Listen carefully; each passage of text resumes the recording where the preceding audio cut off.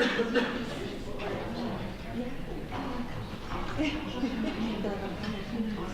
everyone. Can you hear me at the back? I'd rather not use the mic, but I think the acoustics are quite good in here, aren't they? Great. So really nice to see you. I'm surprised there's so many people here, to be honest. When I spoke to Sarah, who set this up, she said there'll probably be about between 15 and 30. So I think 140 odd have signed up. So I was going to suggest that we go outside as well and do this on the grass, but I think there's too many people here, so we maybe won't do that. So thank you for your time. It's actually a pleasure to see you, and I think it's really great that you've all shown an interest in the subject matter. Hopefully it will prove a useful hour and a half of your time. What I plan to do is, so I'm Mike Baker, I'm currently working with the university, and I'll explain a little bit about that in a moment. What I principally wanted to do was just share with you my journey throughout the civil service, where I've spent almost all of my career, and really share some of the sort of facets of that, some of the changes that happened in government, some of the policies I was involved in, and some of the people I met too, because people are always the interesting parts of stories. I'll also share my learning throughout that period, and some of my values. I've got some slides. I'm really bad with slides, so I'm afraid I probably might lose myself a little bit with the slides, but bear with me. But it'll be mostly talking. I've also got some information about the civil service and the structure of the civil service, but I don't think you want to be lectured on the role of the civil service and the size of the civil service. So I'm happy to share the slides afterwards. And I've also got some information about the policy profession, which is one of 16 professions in the civil service. I'll probably talk for, I'll say 20 minutes, but it might be a bit longer than that. But I'd really like to use quite a large chunk of the time, really just have a conversation with you, and really just take some questions from you, and see where we go. How does that sound? Does that sound okay? And if it's boring, please feel free to go. I won't be offended. And I should say, I'm sorry we started slightly late. Punctuality is a really important thing to me, but I thought it would be helpful if we just leave it a few moments so colleagues can join, if that's okay. So, a little bit about me, and then I'll start my journey. That's me, do for me. That's me in one of the Squadron 100 Hawk jets in RF Leeming. And I've got some photographs throughout this just to share with you some of the things I've been involved in. And clearly that's when I was in Ministry of Defence. I'm currently a Professor of Practice at the university. I've recently been made a Professor, which I'm actually really proud of. It's one of the things throughout my career, probably almost the most proud thing I've ever done. And I've had a couple of awards and that along the way, but being a Professor is really important to me when I left my civil service career, which I'll talk about in a while, that I did something different and something gave something back to society and to the community. So I was really pleased to be working with the university. I also work with the NHS, and I also work with a consulting firm, but you probably don't know about that. These are the departments I've worked for, and I'll explain those to you too. And so this is a very technical drawing, which I threw together probably about 6 months ago when I was having a conversation with some colleagues in another setting, and I thought, how do I describe my career journey? So I'll just use that as a handrail for discussion, if that's okay. And I'll try and unpack some of the very scruffy handwriting as we go through. So where did it all start? So I'm from a very large family, product of Irish Catholic parents, sadly no longer with us. My siblings tended to be really academic. 2 of my brothers now are scientists, one in America, one in Holland. 2 are lawyers and 2 are entrepreneurs who followed economics. I was a bit of a black sheep of the family. I wasn't a terror, but I tended to go against the grain a little bit. And I always had a fascination with art. and decided I wanted to go to art school, and applied to Bournemouth Art College in Birmingham, and was amazed that I got a place because it was a fabulous art college. I spoke to my sixth form tutor and said to Mr. Harrington, I decided to go to art college, and I'll never forget what he said to me. He said, if you go to art college, you'll never achieve anything in life. So I thought actually I could let the students and staff of York University let Mr. Harrington know if that's true after this talk, so we'll have to see, but I think he was partly wrong. So I decided that I'd spent 12 months at Bournemouth Art College, which was a fantastic experience for me. Every day involved in fine art, history of art, going to art galleries. And then I applied to do a BA in fine art. I was successful at that. I was really surprised. At that time, I'm so old that in those days, it was one of the few non-academic, it's regarded, courses that you didn't get a grant for. So I decided that I'd take some time out, about 6 months out to work, earn some money, put that away, and then that would fund me through the first year of art college. So my mother said, why don't you join the civil service? Maybe she'd had an ulterior motive. I had no attraction to doing that, but I applied, went for an interview, very sort of austere interview, amazed that they offered me a job. And I was took on a role in what's called a local office, a benefits office. It was then called DHSS, Department for Health and Social Security. And I went into an office environment. If I describe it, it was a wall-to-wall paper, wall-to-wall filing cabinets. The only technology in this building was a Casio calculator. It was full of lots of people, and we had our responsibility was to pay benefits and calculate benefits. And I sort of got into this role and actually quite enjoyed it, and had a fantastic sports and social club. Got my first paycheck and thought, wow, for me it felt like a lot of money. And before long, I sort of stayed there, and I got a reputation for being sort of okay at doing the job. I sort of enjoyed it, but it was a job and it wasn't a career. And I spent a number of years there, and it was life-changing because I happened to meet my wife there, who's still my wife. But it became a sort of routine of going to work, earning. I really did enjoy it, but in hindsight, it wasn't the best career move. I then had two catalytic events that happened to me. One was that I applied for, I didn't really understand what was involved, but I applied to go on a summer school at Cambridge, King's College, Cambridge, and applied to go and got a place on this summer school, and it was fantastic. It completely opened my eyes because we had 7 full days, very intense days, with lecturers, with policymakers, the minister always committed to going, and all of a sudden it opened my eyes to actually what I was doing in the local office. I was delivering a benefit, but I began to understand more about the policy and the implications of what we were doing, and more about welfare. The second event, a very senior leader came to the local office. At the time, you occasionally get this sort of VIP visits from very senior leaders, and it was decided that I would have a conversation with this gentleman that came, Mr. Dolby, and I'd show him around the office. And after he left, everybody's heart was pounding because this senior guy was there.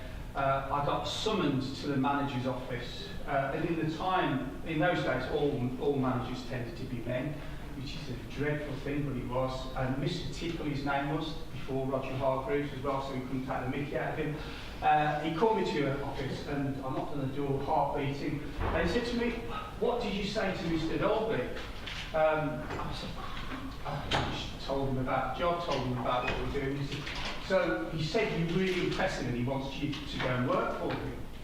And he looked a bit annoyed about this. And Mr. Dolby worked at the head office in 5 Ways in Birmingham and was the group manager for 11 offices.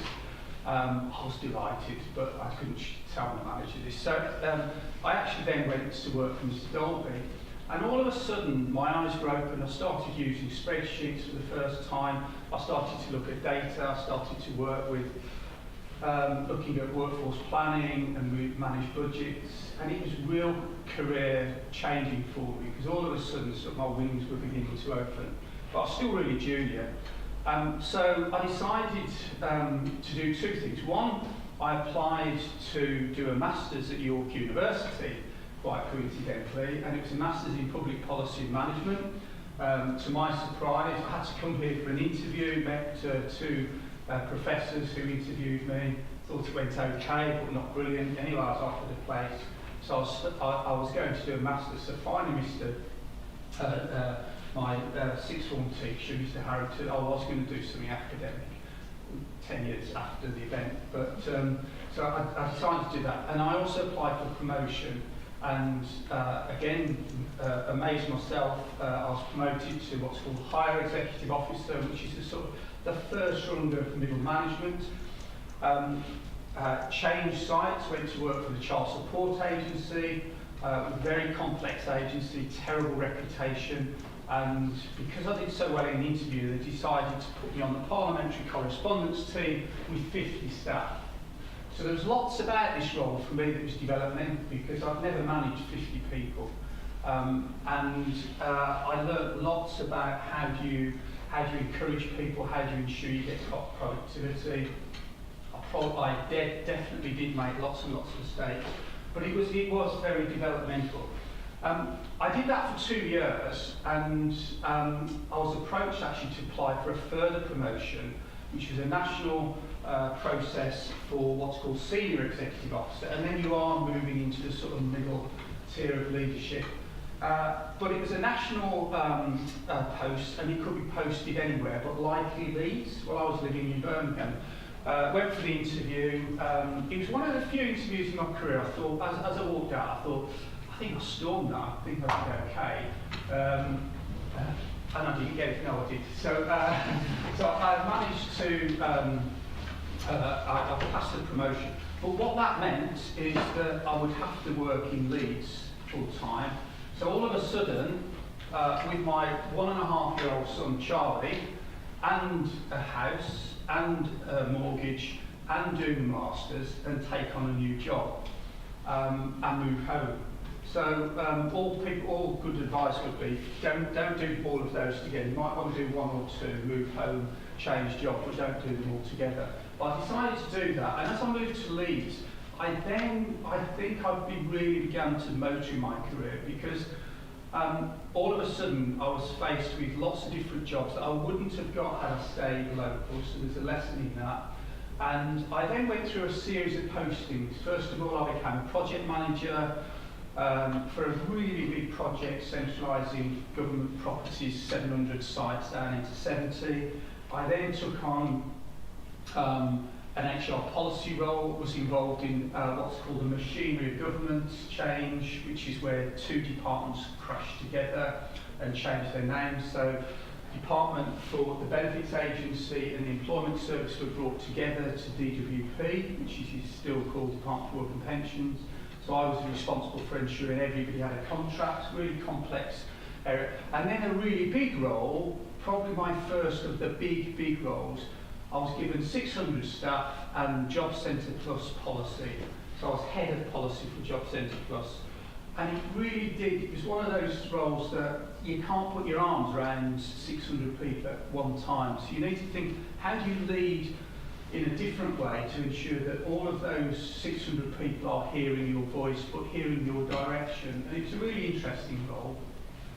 Made it even more interesting because at that, so we're now in 2008, the third quarter of 2008, the UK went into recession.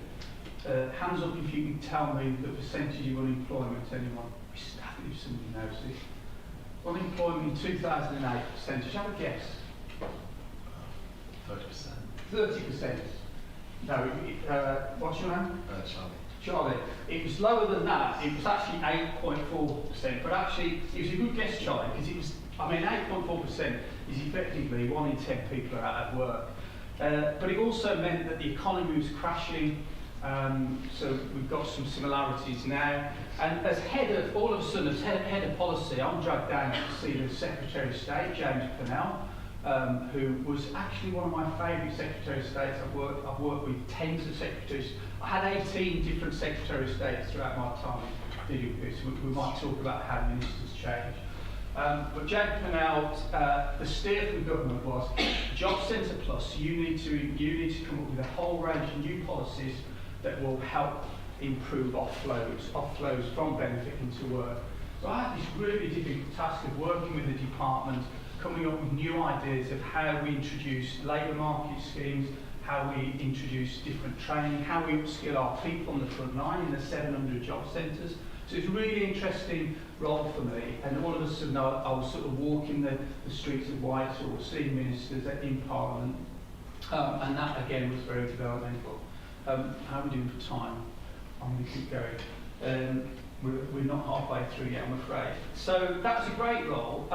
However, the Chief Operating Officer, I must have impressed a lady called Ruth Owen, who now is in Australia.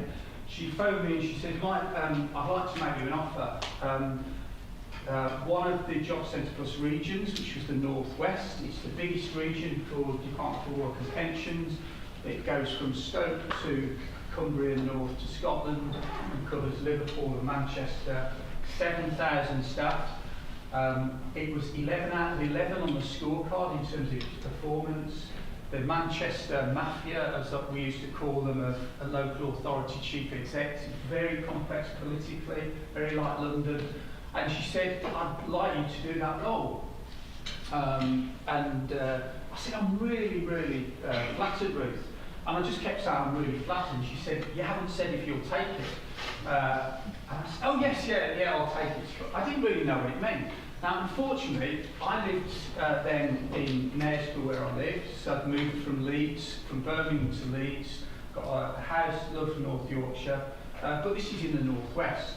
And I don't know about you, but travelling east to west in this country is desperately not a good idea every day. So I decided that in order to do the job properly, I had 120 job centres, I had low performance, I had a top team that really were not performing as well as they should. The only way to do it was to live out of the North West in the week. So I agreed with Ruth that I would do the job, but I would have to go on a Monday, come back on a Thursday or Friday, but I'd have to have overnight expenses, and she was very happy with that.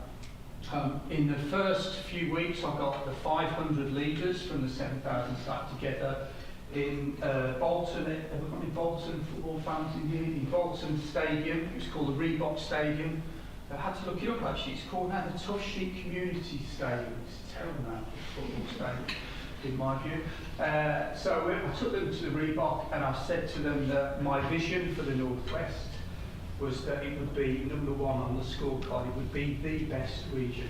I remember there was a guy, probably sitting where you are, Charlie, in this conference. He put his hand up. He said, "The thing is, Mike," he said, "in the North West, we love swimming in the middle lane of mediocrity." I said, "Charlie, that's not me. I'm sorry, that's not me. And I don't see any value in thinking for our staff and our people and our customers that we should be anything but first." So I started on this journey of trying to change the organisation. I know some of you have asked questions about how we lead change, and we'll cover some of that during this conversation. But it's really interesting, some of the top tip. My top tip is that when you inherit a team, particularly a business that's not achieving, often the team you inherit is not the team that will take you on the journey that you need to go. So I had to move some people on, some very senior people that work for me. And that was challenging, but I think you need to be open and honest about those sorts of conversations. We had to change the incentives. And then if that wasn't complicated enough, can anyone tell me what happened on the 6th of May 2010? Any political scholars in here? Is it the coalition? It was the general election on Thursday, thank you, on the 6th of May. There was a few days of this, so that normally the day after election, you'll see all the cars going to Downing Street and the Prime Minister is appointed. It didn't actually happen until the 11th of May, the following Monday, when the coalition was formed, because they were doing all the sort of negotiations in the back office. in Whitehall to do that. Now, normally what happens is when a new government comes into, or a new minister actually, comes into post, the first thing that they do is they charge off to a job centre, and we've seen outside the job centre and doing all their stuff as the new Secretary of State. This didn't happen. It was radio silence within the department for 2 weeks. No visits, they didn't want any press. They issued, there was a note issued by the Secretary of State through the Chief Exec that we were no longer to use all of these various terms that we had. We were no longer allowed to say customers. We called our customers. They should be called claimants. We were no longer allowed to use any of the labour terms that had been introduced, like future job schemes or the labour market schemes. And in a way, there's some parallel with what Liz Kendall is now doing when Liz Kendall, who's the DWP Secretary, has said that job centres are not fit for purpose. That is really unusual because every subsequent previous Secretary have always said how brilliant DWP are and how brilliant job centres are. One of the things it really showed is that the civil service is really good at spinning on a sixpence. You work for the government of the day, you've got no political allegiance, so you are following what the new ministers want.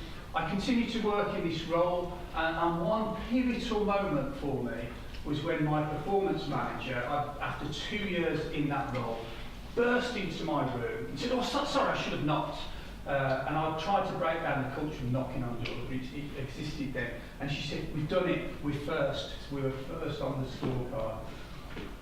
And even now, I think, it was such a journey for 2 years, going from 11th each week, each month, having a look at the data. But actually we did that, and that was a pretty impressive period for me in my career. Not for me, but because the people achieved it. It was nothing, in a way, but it was to do with me, but I was one of 7,000, and you never do anything alone, you always do it with people. From there, I then got a phone call from a guy called Dara Singh, who was the Chief Executive of Job Centre Plus. He was Ruth Owen, who was the Chief Operating Officer's boss. He said, "Mike, I'd like to come down to London." And I sort of thought, either he's going to sack me or he's going to move me on. And he said that we're really impressed with what you've done in the Northwest. The benefits, the back office, the benefits function is not working the way it should work. And we need a new director. And I'm sort of looking behind me, and he said, "We'd like you to be that director." Now the problem is, he's got 25,000 staff, and he's got 80 centres around the country, and if there's one part of government that is old-fashioned, it was the benefits agency. It was all the back office functions where many of the colleagues working there had done the same thing for many, many years. The culture was not in great order, and also it's not performing. Again, Dara, I said to Dara, I'm very flattered, and he said, "To be honest, Mike, I'm not offering you, I'm sort of moving you to this role, because we really want you to do it." But that was fine. I took that role, and again, really developmental for me. One of the things I learned in that role is that if you are not looking after your resilience when you've got really difficult challenges, people notice. And I think in that role, that really tested my resilience and my ability to deal with very big conflicting challenges. And I think at times I probably underperformed where I should have been because I wasn't looking at the signals, and we can talk about that a little bit later. But nevertheless, it was a fantastic job, absolutely loved it. I spent a lot of time on the road going to see. I said on my first day, I will visit every one of the 80 centres, and somebody said to me, "No, you won't. You just won't have time to do it." And I did. I visited every one of the 80 centres because I think that visibility of the head of an organisation is really important. Yeah, that was really true. At the same time as I took that role, universal credit, is that a term you all know, familiar with, universal credit? It was just before the coalition, Ian Duncan-Smith, who was the new Secretary of State, who I actually, and please don't shoot me, I actually got on with. I actually liked his values. You might not like his politics, but Ian Duncan-Smith ran a Centre for Social Policy and had been working on universal credit, and it came up with a paper that was announced dynamic benefits making the system fairer, and that was announced at the Conservative Party conference before the election, and as soon as he got into power, just motored on with introducing that. I was still the benefits director, so for the first 2 years of rollout of universal credit, a team had been established, a massive project team. Unfortunately, over those 2 years, universal credit got a terrible name. The department spent, so this is now up in Hansard and in the public domain, the department spent about £800 million on effectively a failing project. It was designed in a way that was waterfall. Most of the IT systems were being developed offshore in India. They didn't involve the front line, or we didn't, I'll say. I wasn't involved in the project at the time, but it was all done sort of behind closed doors. And after 2 years, really the project, it was reviewed by the National Audit Office, and it was deemed red. It was the first project in government that had a red rating, which means it's inherently incapable of its delivery, of its objectives. And they decided it needed a big reset. Guess what happened? I got approached. And I was approached actually in a positive way, because what we realised at the time, projects can only be delivered when you've got all of the right people in the room, agile, which is now almost an old-fashioned term, but it was a new term then. So the front line, the delivery end of the organisation was brought in and central to the delivery of the programme, because actually it's a brilliant case study of how projects fail. All the things that were being done within that project were classic project failures, not involved in the front line. It was regarded as an IT and policy programme, but it wasn't really. It was a behavioural change programme. It was a programme designed to change the way that the government interacted with citizens, the way that customers or claimants thought about claiming their benefits. Universal credit was about making work pay, but we didn't really design a system that helped those that were far away from the labour market think, how do I become skilled to get a job? So we completely redesigned it. I noticed actually Neil Cooley, who is a friend of mine, he's Director General, and he was the SRO, Senior Responsible Officer for Universal Credit. He tweeted this week, so have a look at his tweet, Neil Cooley, it's worth it. It's a really long tweet. The programme closed this week officially. It was supposed to last 3 years, it's lasted 15, but it shows how complex government programmes are. So I took on universal credit. To be honest, there were times that I planned to resign. It was quite difficult. Things were quite toxic about it. Ministers were very demanding. I had a weekly meeting with Ian Duncan-Smith, which I dreaded at the time, although it got better. But he wanted me because I was the ops director and I knew how delivery was done, which is a really interesting thing when you look at, for those of you interested in policy, when you look at the policy cycle, often the concept is thought far more about than when you get through to that part, as you look at it, to delivery and implementation. And I think that is the bit that's always undercooked, and the evaluation. So I stayed in Universal Credit, actually marked the longest posting in my career, 4 years. So we talk about that a little bit longer. I'm going to keep going. Is that okay? Is this okay? I'll keep going if that's all right, and then we'll pause for questions. So I've been in this programme for, I really enjoyed it. I think it's one of those jobs where, even though it's difficult, in hindsight, I think I was probably coasting, and I probably needed a move, but I didn't probably recognise it because it was so dynamic. And I had big relationships with Secretary of State, the Secretary, who was the head of the department. And I then got a phone call from Ruth Owen, who was the Chief Operating Officer, but she was now a Director General for Her Majesty's Revenue and Customs. And Ruth said to me, Mike, can I buy you dinner in London? And she invited me to my second favourite pub in London, the Grenadier at Hyde Park. So I said yes. And again, I had a feeling there might be some ulterior motive. And Ruth said to me over dinner, she said, Now this has been, so we are Chatham House rules, are we, in here, so nothing goes outside the rule apart from the video. She said that George Osborne, who was the Chancellor, he has lost all confidence in the department, because if you wanted to phone HMRC, and it's the biggest contact centre in Europe, you want to phone HMRC, the average time to get through was 17 minutes 26 seconds, so I still remember that number. And which means that actually if you phone sort of now, just after lunch, you ain't going to get through for an hour. And if you send them sort of an item of post, it's going to take years for them to respond. So the performance was dreadful. And Ruth said, I hope you don't mind, Mike, but I've told the Permanent Secretary that you're the best, this was wrong in my view, you're the best operational delivery director in Whitehall, and we'd like you. And I said, Ruth, thanks, really flattered again, but I can't do this. I'm on universal credit, and she said, we really need you, have a think about it, and I hope you don't mind, I've arranged for you to see the Permanent Secretary on Thursday. So I went back to my office the following day and told my boss, whose name is Noel, who I still see, and Noel said, no way, he said, Mike, he said, no, he said, the Permanent Secretary won't let you go, IDS isn't going to, Ian Douglas Smith isn't going to let you go. And I said to him, but what about me? I'd quite like to go, I'd quite like a challenge.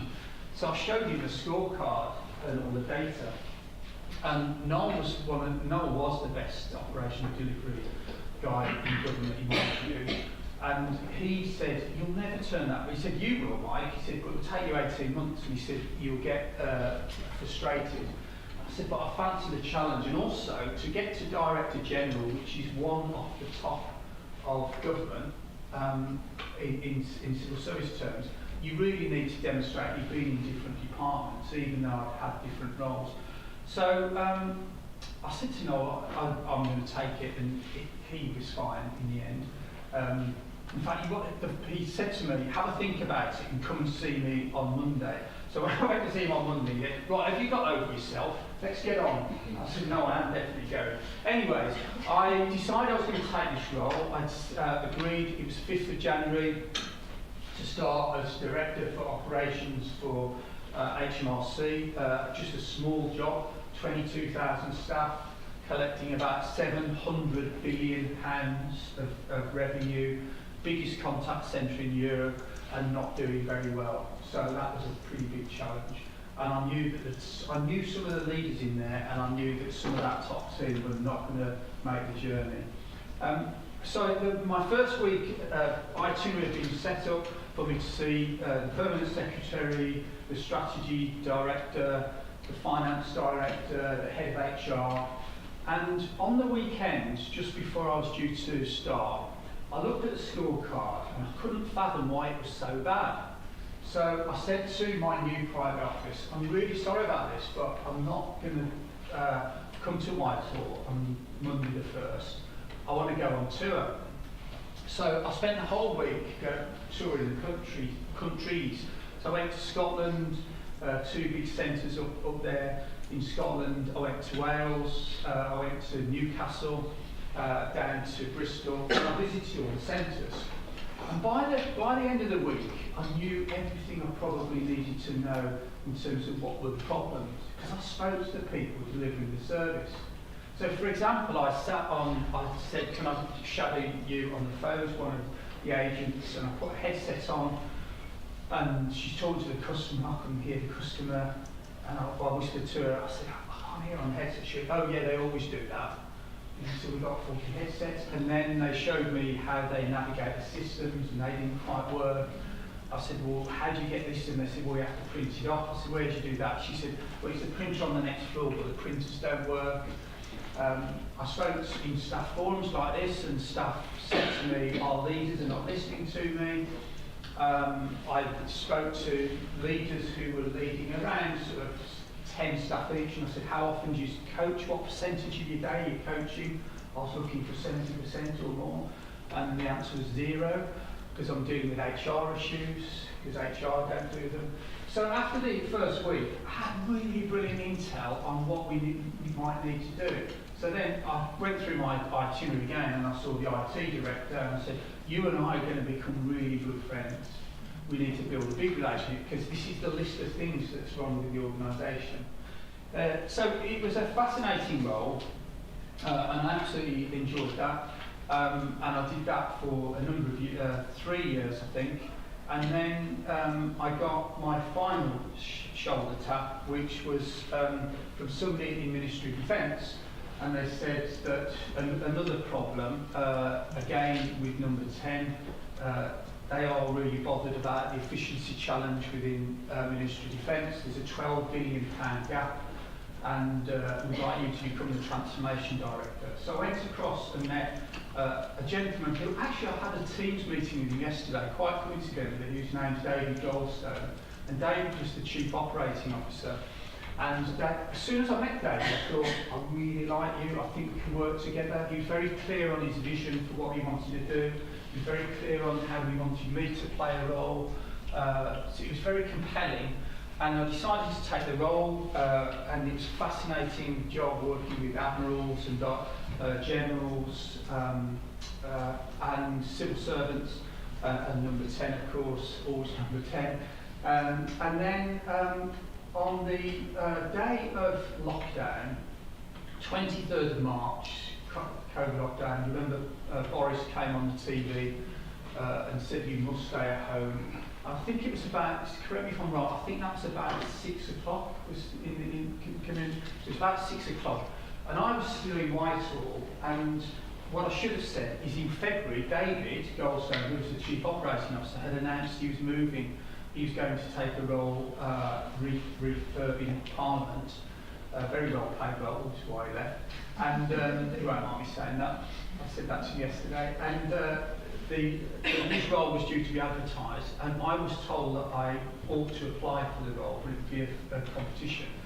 And as Boris made his announcements, the Permanent Secretary for Defence, how are we doing for time? Yeah, fine. I'll pause in a moment for questions. But the Permanent Secretary, Sir Stephen Lovegrove, who was a really, really brilliant guy, very capable. Stephen called me to his office and said, I think we're going to be in this for the long haul. No one really knew. It was quite a frightening time. I think we would all acknowledge that, stay at home, what does that mean? And Stephen said, I'd like to do a permanent secretary's appointment, which is a rare thing, because most civil service appointment promotions and roles have to be completed. He said, but we need you as coup, we need you as coup today, because David's going to be leaving. So on the day of lockdown, I was promoted to Chief Operating Officer of the Ministry of Defence, which was some role managing the biggest part of defence, 230,000 military and civilian colleagues. I've managed all of the what's called arm's length bodies, so the science and technology laboratories, but I also had to manage COVID and how the department would respond to that. It was a really fascinating role. I didn't have a particular desire to work necessarily with the military, and probably, if I'm really honest, had a slightly jaundiced view about hierarchies and the military. In fact, my first day as I arrived in defence, I was one of the colleagues I was due to see was what's called the Chief of Defence People. So this is a military position who's head of the whole HR for 230,000 people. And he was a really nice guy. He was a commander, former commando. He was a general, led the first commando brigades in Falklands, and he'd been to Afghanistan. And his MA, called Military Assistant, came to see me, stood by my desk and said, "Sir, CDP to see now, sir." And I said, that's okay. What's your name? He said, "Jason, sir." And I said, "That's fine, call me Mike." He said, "Yes, sir." I realised actually, because I'd spent my whole career trying to break down barriers and hierarchies, and it is quite hierarchical. But when you look at the values of the military, respect, honour, discipline, courage, selflessness, they're all things that I really associate with. So there's many things about the military that I really learned. Right, I'm going to just move on very, very quickly, if I may. to just some guiding principles. So that was my journey that I crafted out very badly. By the way, that on the left is supposed to be the Mona Lisa. Katie, when she looked, she thought it was a postage stamp. So obviously, she should have spent longer at art college. Thank you, Katie. So just and thank you to Duncan for doing my slides. So what are my guiding principles? And I'm just going to rattle through these really briefly, and then I'll just share the final few slides, and then we'll pause. So for me, honesty and integrity, and that is really easy to say. What do we mean by honesty and integrity? Well, for me, it means being really transparent, really honest, and when you make a promise, you follow that commitment. I think it's respecting others, treating people with the same respect that you'd expect for yourself. So all the buildings I used to go into in Newcastle, 3,000 staff, the security guards as I walked through the door all deserve the same respect from me as the chief executives. So treating everybody with respect. I believe that leaders should role model. So the way that I act, the way a leader acts, that is how they should expect others to see them. It means admitting mistakes, which I've come across some leaders that don't, some politicians and some leaders across the world are very difficult, find this very difficult. And I also think rewarding others. So when things are done really well, not taking the credit. I think Simon Sinek said words similar to great leaders don't need to act tough. Their confidence and their humility underscore their toughness, which for me is really important. So honesty and integrity, I think ambition and motivation, for me, I've always believed in pushing myself and pushing others. I think you should set the bar one rung higher today than you can jump, in order that you have an ambition of where you need to get to.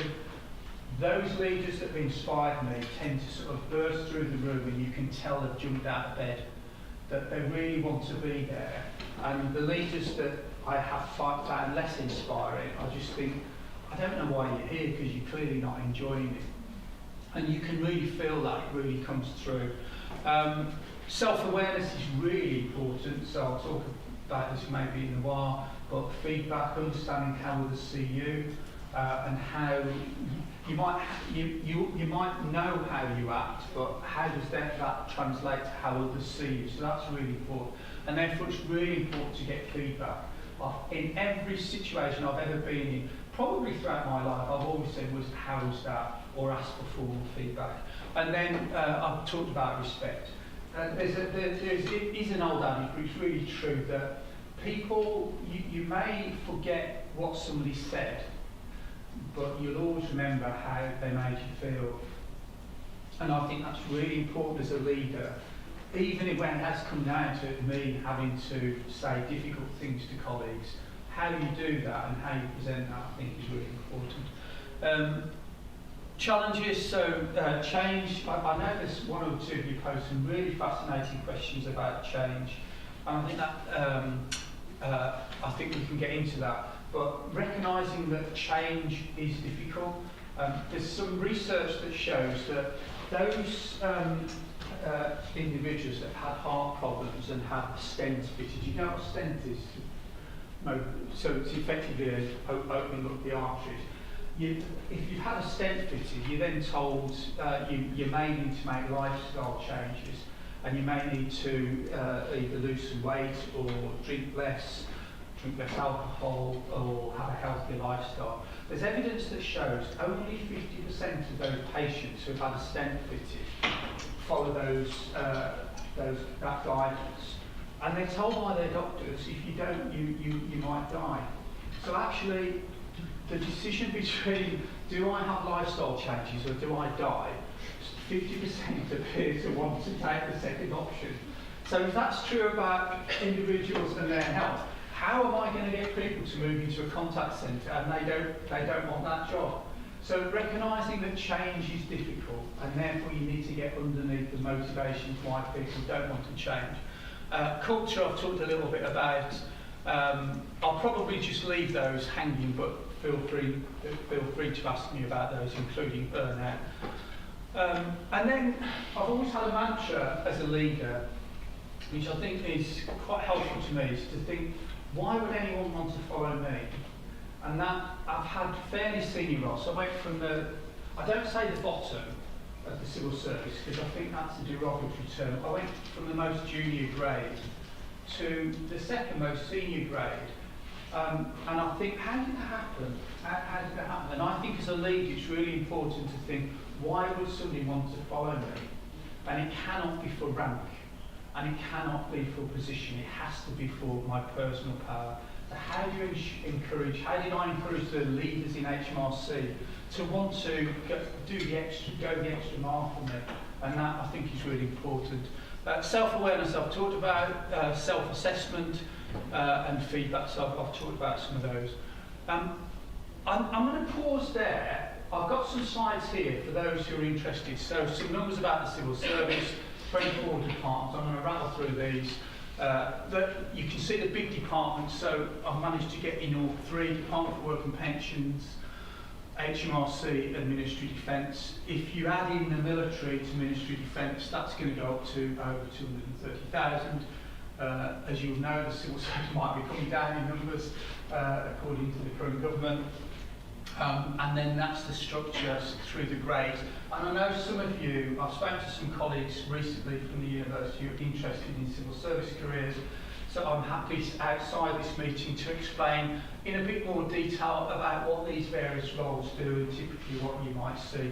If you go on to, if you were interested, if you go onto government jobs, and I looked yesterday actually, if you just put the word policy and York, there are currently 58 jobs available in York for policy, which I was surprised about. I thought it'd be slightly lower. And if you do it nationally, it's about 200 and something. But they talk about these grades here on the left, and you'll get a sense of what the responsibilities are. But I'm happy to talk to you separately on those. And then on the policy profession, I've got some slides here. Maybe I'll just have these sent to you, but these describe what's going on in government policy.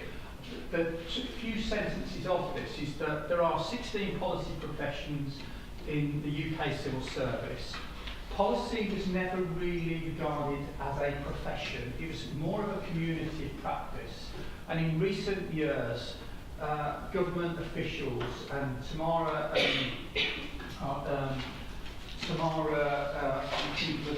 Finkelstein, who is the permanent secretary for DEFRA, she's currently the head of policy profession, and she wants to move away from this being a community practice and more to a profession. So it is becoming professionalised, offering proper professional qualifications. There's a really interesting video tomorrow. It's on the Institute of Government on the future of the civil service generalists.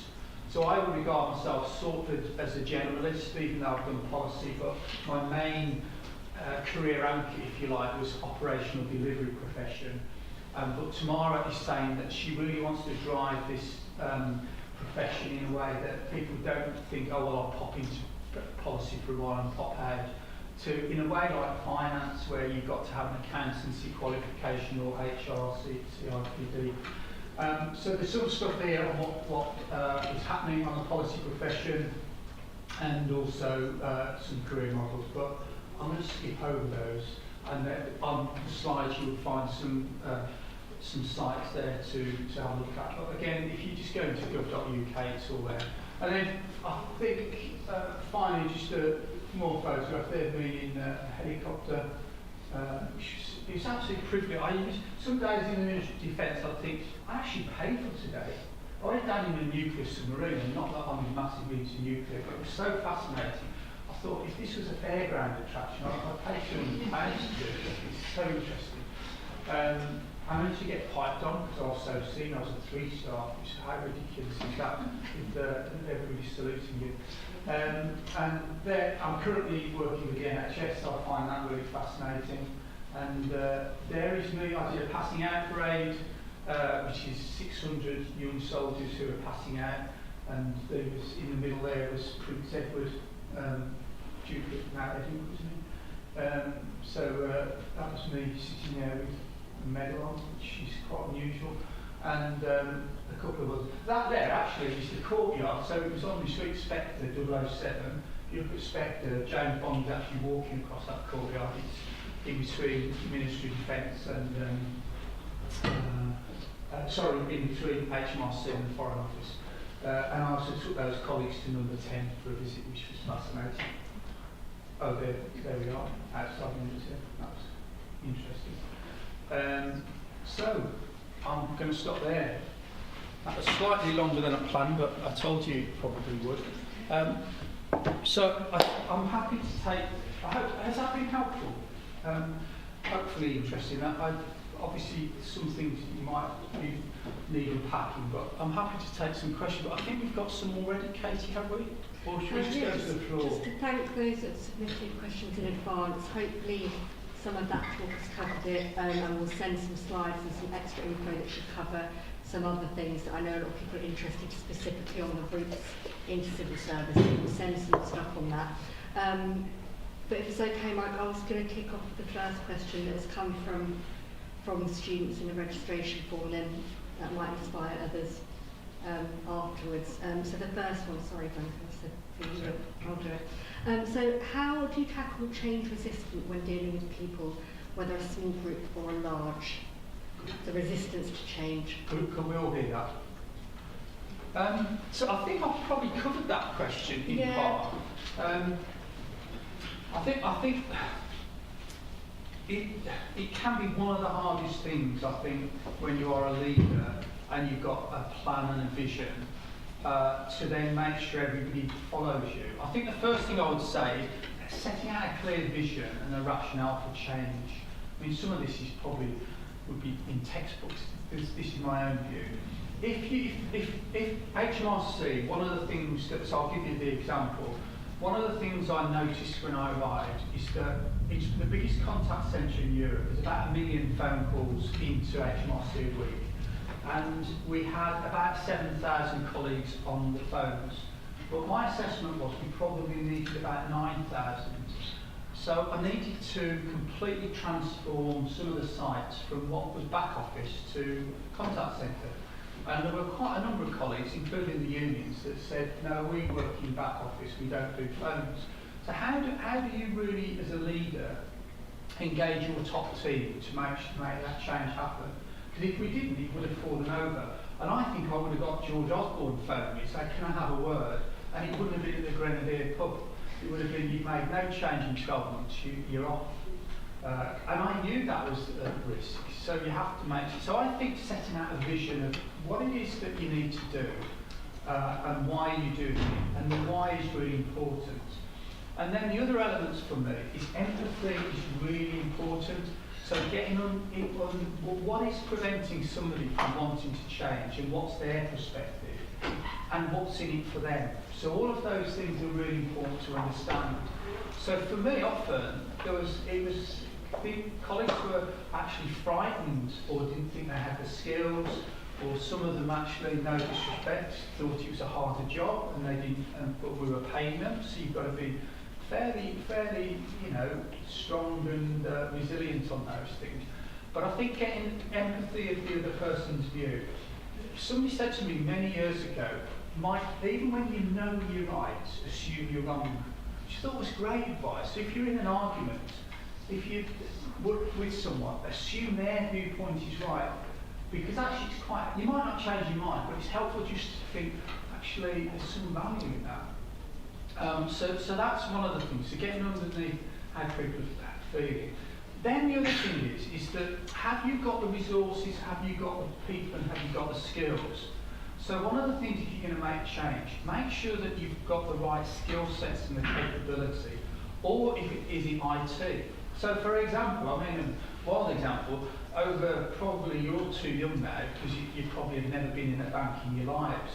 But when the move from banks on high streets to online banking, you couldn't have done that without the right technology.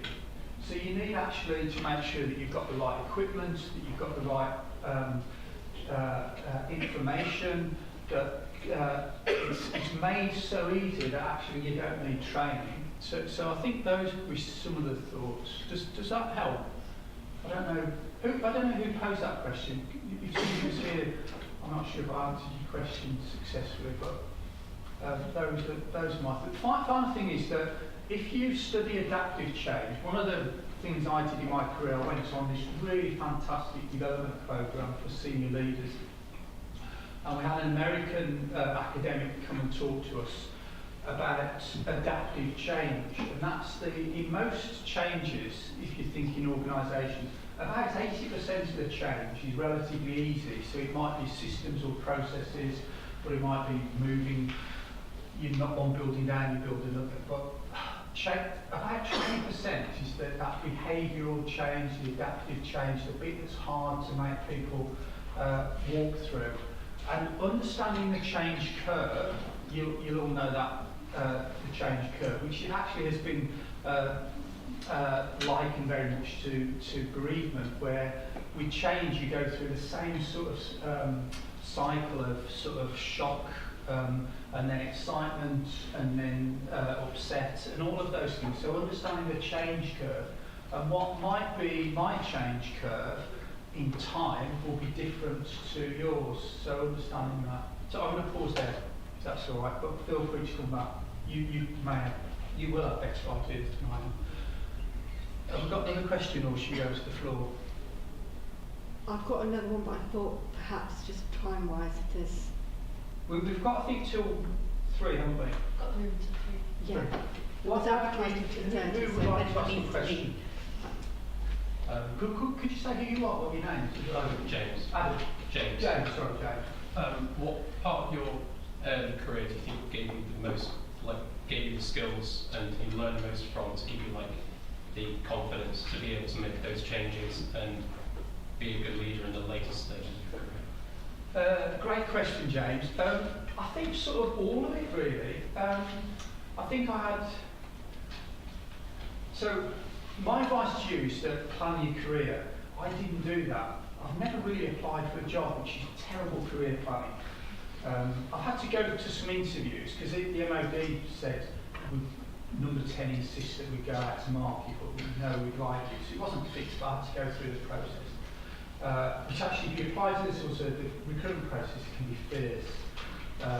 Just fiercely complex, and there's too much of it. It needs to be simplified. But for very senior roles, there's about 7 steps. But I'll come back to your question. Because you mentioned the word the confidence.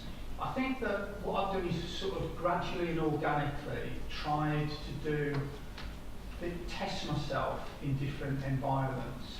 And each job has become bigger and bigger and more complex in a way.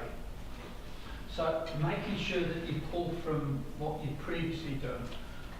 Some of it you'll jettison because it won't be relevant to your new role, but a lot of it is. So I think it's sort of all of it, if I'm really honest. Obviously I've talked about some pivotal leaps, and I also recognise I was coasting. The other thing that is the good word, confidence. I think that if you draw a circle on a piece of paper and put confidence at the top and competence at the bottom, I think the better you get at things, the more confident you become. And then the more confident you become, the more competent you can become, because you keep trying it. And I know, say, when I used to go and see Duncan Smith, Tuesday afternoon, 2:45 every week, used to originally dread it.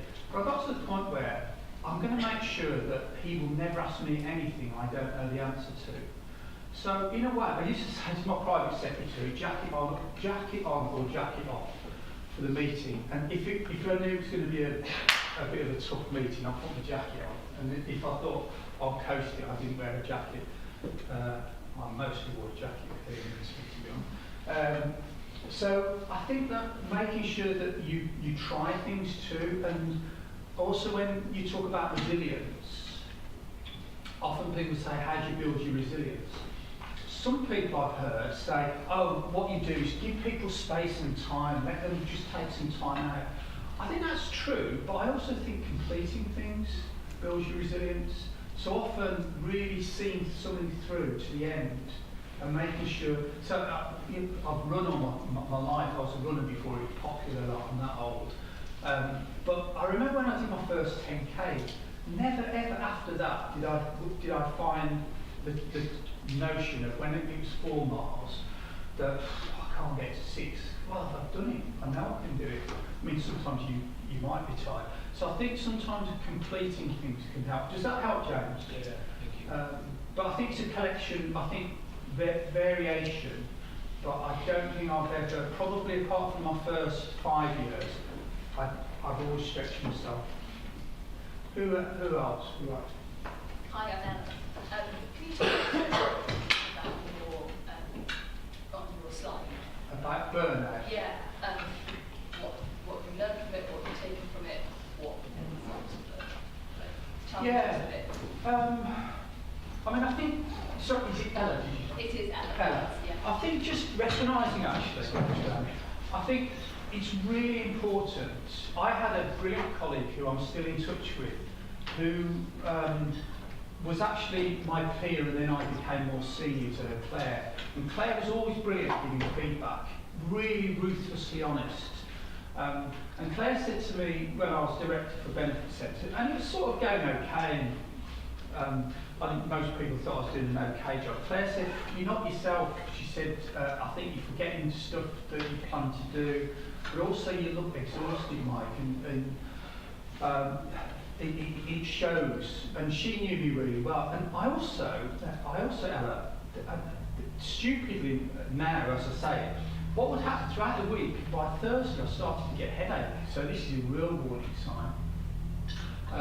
And by Thursday, it actually got, I've noticed I wake up Thursdays and then feel a bit tired, and then by Friday I have a proper migraine. And then I go into the weekend, and by Sunday it's gone, so the relaxing. And that, I mean, that's absolute classic sign of headache, stress. But also, I think that I didn't have all of the capabilities I needed to do the job. So it's a bit of burnout, but a bit of, hang on a minute, I need to give something to others and not do too much. And I think delegation is massively important to burnout. And also speaking to people that you really respect and can give you some help and some guidance. But fortunately, I've been pretty healthy throughout my career, so I don't think I've ever been off sick, to be honest, bar twice when I had flu. I had never had flu before, and then when I got it, I thought, if I had a cold, I thought, I've got flu, but I didn't. You've got to have flu, and then no, you can't go to work and you can't get up. So generally fairly healthy. But I also think looking after yourself is important. So being healthy, that would be my view. Does that help? Yeah, delegation bit. Thank you. Yes, so a lot of very impressive career progression, but as opposed to having these offers, these amazing offers come to you because of your results. How do you think your career would have changed if it didn't have up to you and you'd been making these moves independently? That's a good question, Charlie.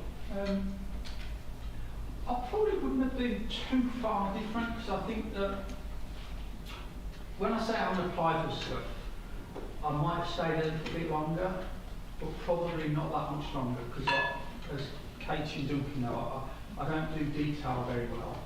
I do when it's important, but I can get bored. It's a really good question. I'm not really sure, to be honest, but I wouldn't change anything I've done. And I think that's quite an important. Would I have changed anything massively? I mean, we all make mistakes. I never went into a job that I didn't really enjoy. And I think another tip for me is that you'll know if you love what you do. And if you don't do it. There's loads of opportunities for other stuff that you can do. And I think that you can see leaders or individuals who really love their job and they're brilliant at it. I don't believe, I think if you don't like your job or you're average about it, you'll never be as good as you could be. But I don't think I would have done anything massively different, Charlie, if that's helped. So were you going to ask a question? Hi, my name is Debbie. Sorry, My name is Debbie. Debbie. Yeah. So I come from a marketing background, Yeah. and I've had like an extensive career in marketing before deciding to switch to public policy. I wanted to know basically how important is it for your previous experiences to count in a new career, especially in policy or in civil service. So for context, I've always worked, or in the past decade, I've worked in energy access space.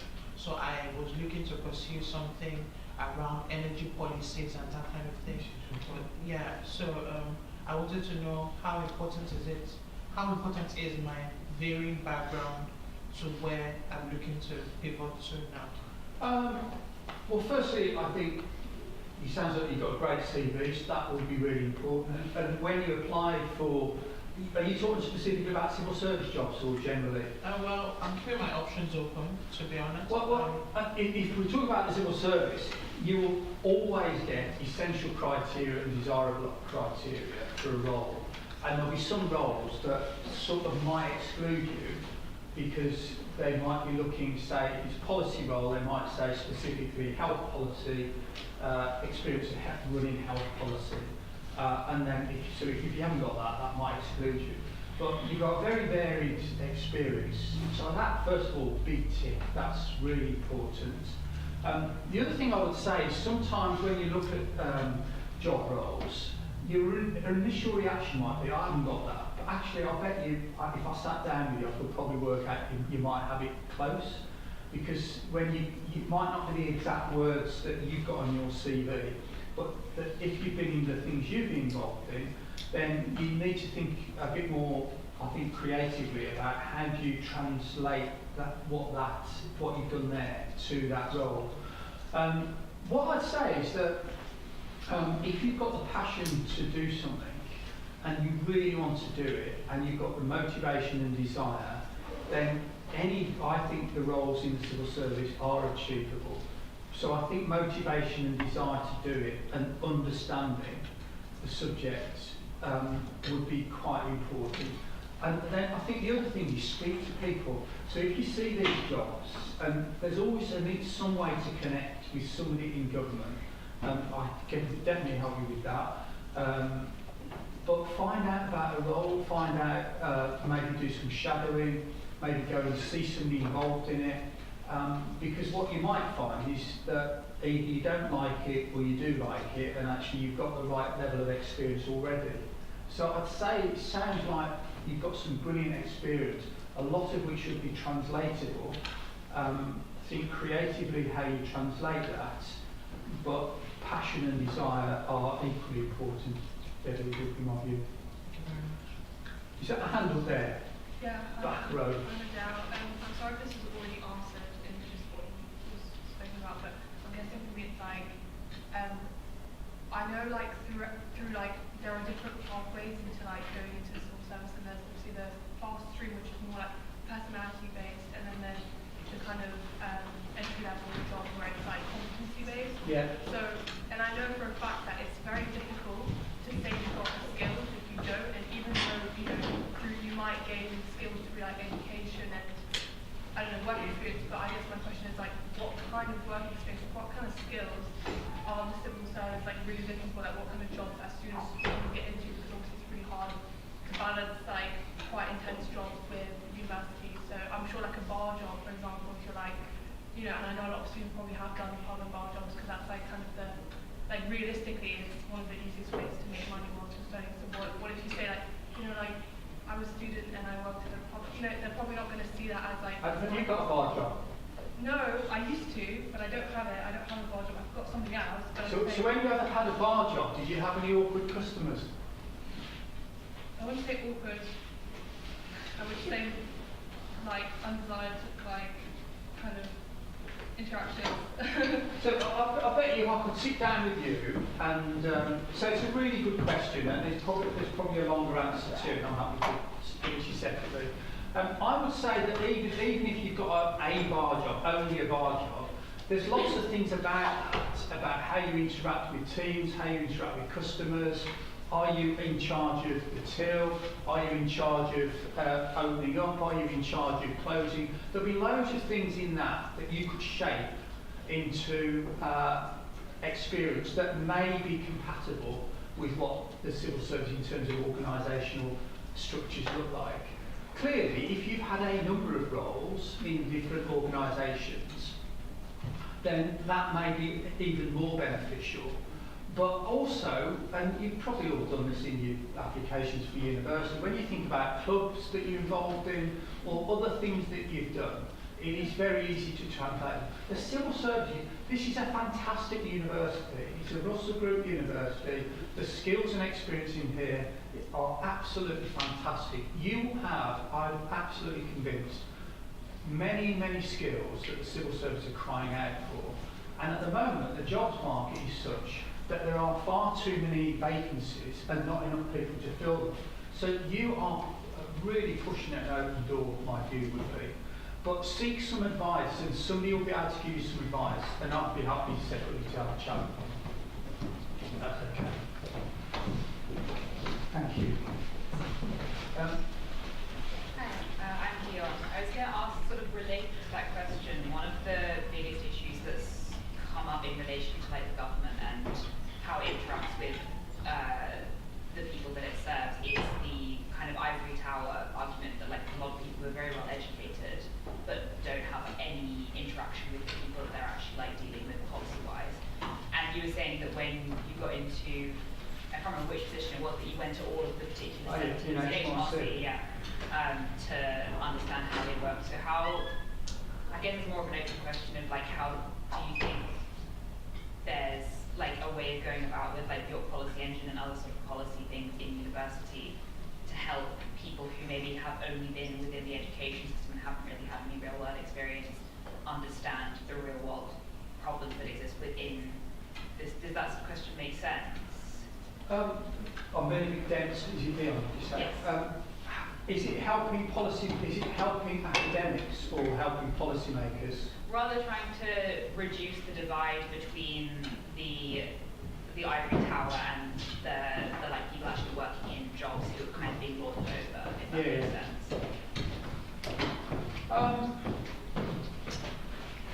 Again, I'm happy to speak separately. I'm not sure I've necessarily always witnessed an ivory tower. So most when I showed you the grades, most organisations are triangular, with very few at the top and most people at the bottom. And throughout my career, I've tried to invert the triangle, because the most important people to me are those on the front line, which is why I don't say the bottom, but might be the junior grades. Increasingly, operational delivery is seen as really important in government because it's getting stuff done. And if you think about the new Labour Party, their 5 missions about growth, they really do passionately want to see people getting on with stuff. And I know when I talk to, so I'll share this in confidence, I've spoken to a very senior leader within government that described the experience of working with the new government, that it's a bit like realising you're in an abusive relationship before and you didn't know it. They found it quite difficult. So the new government are actually really good to deal with. I think there's a bit of a fallacy to an extent about ivory tower. If you look at most permanent secretaries, so that's the #1 level, so you might ask me, did I ever think about that, but that's a separate conversation. There's a bit of an ostrich-ish element to that, but increasingly I think that the way policy is developed, the way programmes are developed, what government and the civil service is interested in, what are the stakeholders, what are the users saying about it. So I think that is being broken down. We're doing a lot of work with government now in the policy engine to really draw them in. We managed to get 6 government departments, including permanent secretaries and director generals, in a room with Charlie, the Vice Chancellor, and had them there, talking exactly about these things. These are difficult issues: transport, welfare, poverty. How do we influence policy? I don't know if that helps. Yes, it does, thank you. Sorry, what was your question? Yeah, I'm Daisy. It seems like you've moved around a lot of different government departments. Did you have to update your specific policy knowledge when you moved between them to kind of understand? Oh yeah. How it's a really good question. They are really different. So this is the other thing for those interested in a career in the civil service. Or actually these days you don't have to have a career. You can go into the civil service and then go and do other stuff. Whereas when I first joined, there was a danger, it was a lobster pot. Once you get in, you can't get out. But I think that it's a brilliant question, Daisy. Yes, I did.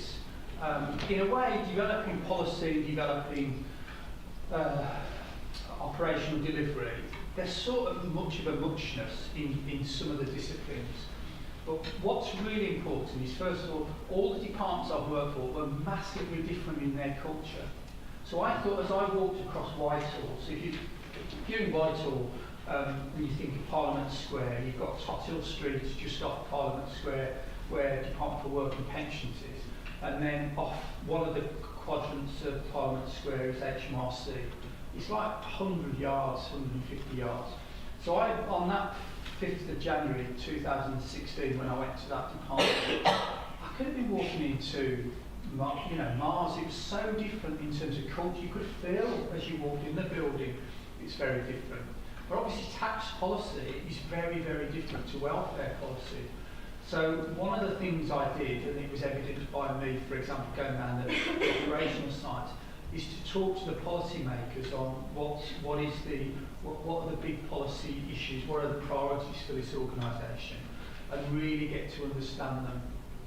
So I think both the culture, what's the history of this organisation, what do people talk about, what do they care about, but also what are the drivers for how that organisation moves forward. Does that answer your question? I think we've probably got time for, we've got 5 minutes. Any other questions? Any final questions? Two here. Hi, Maddie. I was just wondering, because you mentioned like the recession in 2008 and universal credit. I was just wondering how like, you deal with the media and like how that affects your job and like your team. How do I deal with the media? Yeah, so I've had to. I've done lots of sort of media interviews. Difficulty can be the answer. So I've had some media training. So what I recommend, and this is the case in the civil service, as you become more senior, there'll be certain things that it is likely to happen that you will be interviewed by the BBC, or I have to go on HMRC on filing day, 31st of January. I did loads of radio interviews, Radio Kent and various other things. So you will get training for that. So I've had some training. I also got 2 days RADA training, which I don't know if we've got any dustbins in the ground. It was one of the best things. I mean, it's amazing. I had 2 days on this high potential scheme that I went on. This scheme, it was designed for directors who got the potential to get to director or permanent secretary. And it was such a privilege because I was with a really great group of directors. We said at dinner that this is like being at a wedding where you want to talk to everyone. You know, some weddings you don't want to talk to. It was so brilliant skills. And we had 2 days where we were literally thinking about body language, and probably completely done this badly today, by the way. Is how should you stand and how should you present? So I've had some of that. The problem with the media is they generally don't say great things about the civil service. It doesn't sell newspapers. So when I was involved in welfare or universal credit, I remember meeting with Lord Freud, Dean Duncan Smith is here, Lord Freud is here, and the permanent secretary and me.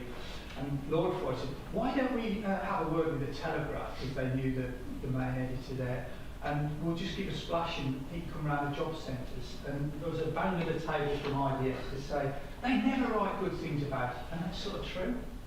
So what you've got to recognise is that less is more sometimes, and actually often what the media say, in my experience, is inaccurate on lots of fronts. So you've got to make sure that you're really careful.